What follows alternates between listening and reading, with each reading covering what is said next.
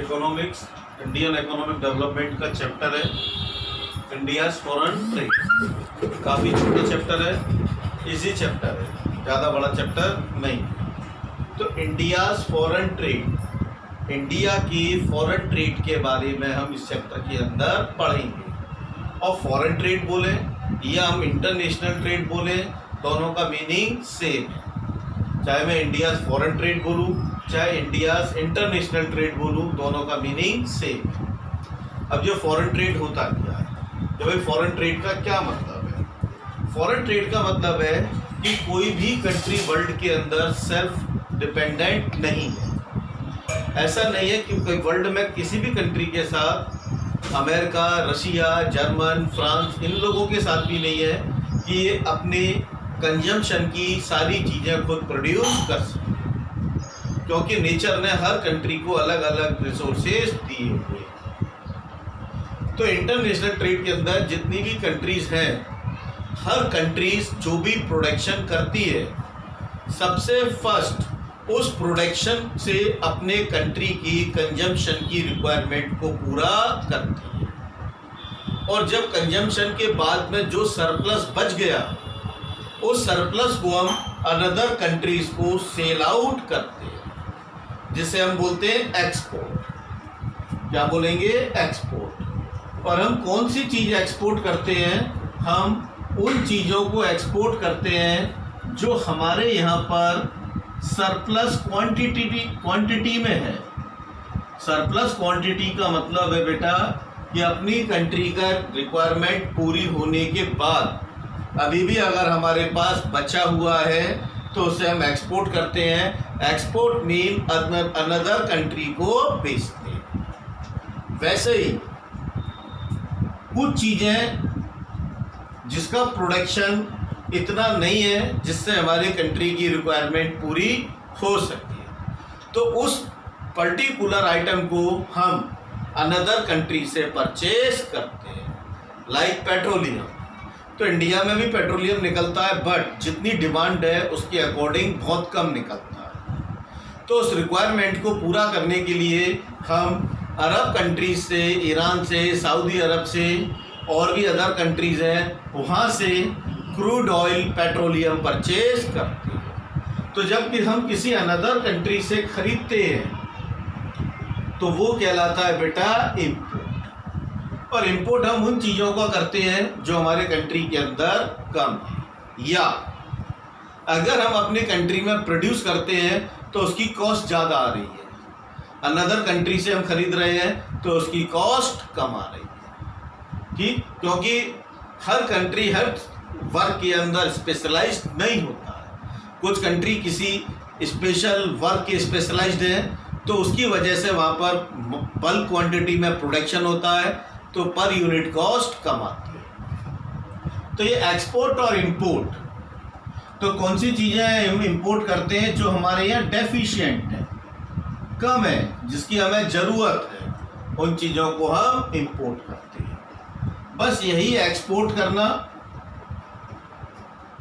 Surplus goods को, और जो कंट्री के अंदर डेफिशिएंट है उन गुड्स को इंपोर्ट करना।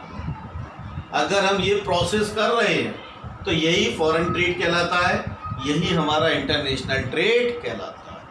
हम फॉरेन ट्रेड बोले या इंटरनेशनल ट्रेड बोले तो दोनों का मीनिंग सेम है, export and import of goods and services with another countries. It is known as foreign trade. बेटा टॉपिक है इसी में कंपोजिशन ऑफ फॉरेन ट्रेड। तो कंपोजिशन ऑफ फॉरेन ट्रेड का मीनिंग होता है कि जब हम एक्सपोर्ट और इंपोर्ट कर रहे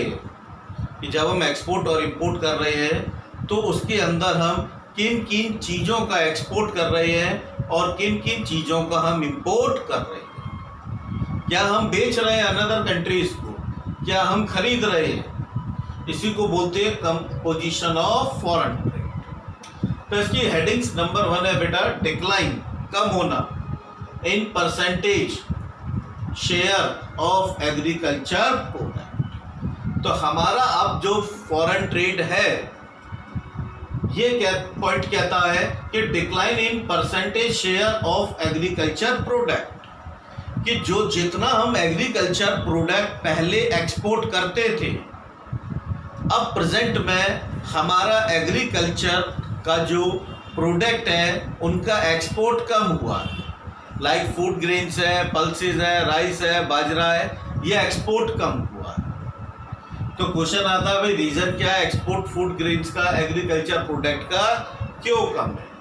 तो उसका रीज़न है बेटा, धीरे धीरे हमारी इकोनॉमी डेवलप्ड हो रही है और हम एक प्लान्ड इकोनॉमी के अकॉर्डिंग चल रहे हैं।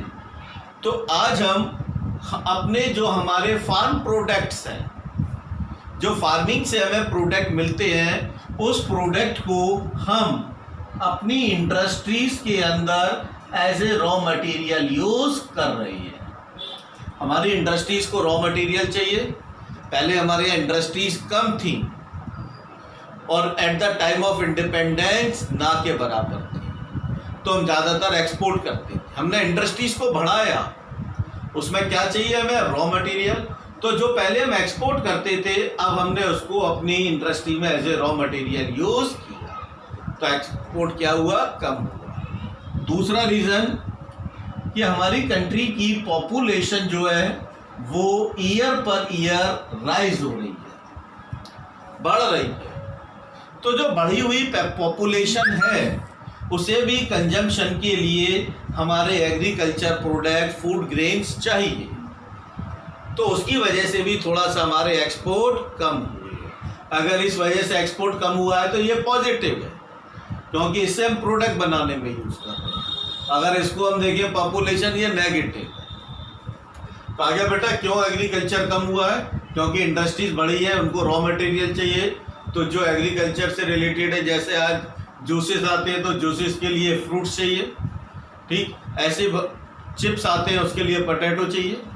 तो बहुत सारी चीज़ें हैं जो ऐसे रॉ मटेरियल यूज हो रही है। सेकंड है decline in percentage share of conventional items. Conventional items का मतलब है कि 1947 जब कंट्री इंडिपेंडेंट हुई तो उस समय जो हम चीज़ें एक्सपोर्ट कर रहे थे, जैसे स्पाइसेस है, जूट है, ठीक, और भी अदर चीज़ें थी जो हम एक्सपोर्ट कर रहे थे।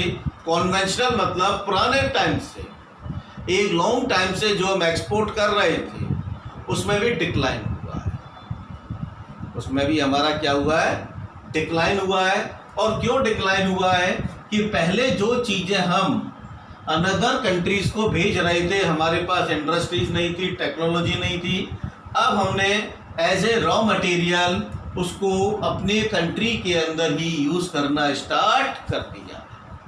अब उससे जो प्रोडक्ट बनता है उस प्रोडक्ट को हम एक्सपोर्ट करते हैं, जिसमें इसके कंपैरिजन में बेनिफिट हमको ज़्यादा है। तो डिक्लाइन हुआ लेकिन लॉस नहीं है, कहीं ना कहीं हमारे कंट्री के डोमेस्टिक कंट्री का प्रोडक्शन बढ़ा होगा उससे। थर्ड आता है increase in percentage share of manufactured goods. तो देखो इन दोनों पॉइंटों का जवाब है कि यहाँ ये चीज़ें कमी हुई लेकिन क्या बढ़ा? इंक्रीज हुआ मैन्युफैक्चरिंग गुड्स। तो एज ए रॉ मटेरियल हमने अपनी चीज़ें यूज़ की और उससे जो हमने मैन्युफैक्चर किए गुड्स बनाई और बना के हमने एक्सपोर्ट किया, तो यहाँ उसका इंक्रीजमेंट हुआ। और बेटा आज इंडिया जो है नंबर 1 है एक्सपोर्ट में। किस चीज़ के एक्सपोर्ट में? ज्वेलरी, और दूसरा जेम्स। जेम्स होते हैं, पत्थर होते हैं जो लोग पहनते हैं, स्टोन्स बहुत कॉस्टली होते हैं। तो आज वर्ल्ड में हमारी बहुत बड़ी पोजीशन है कि यहाँ से हम ज्वेलरी बना के भेजते हैं, मैन्युफैक्चरिंग का काम करते हैं। तो ये बेटा 3 कंपोजिशन है फॉरेन ट्रेड की। ओके, कितने मिनट हुए?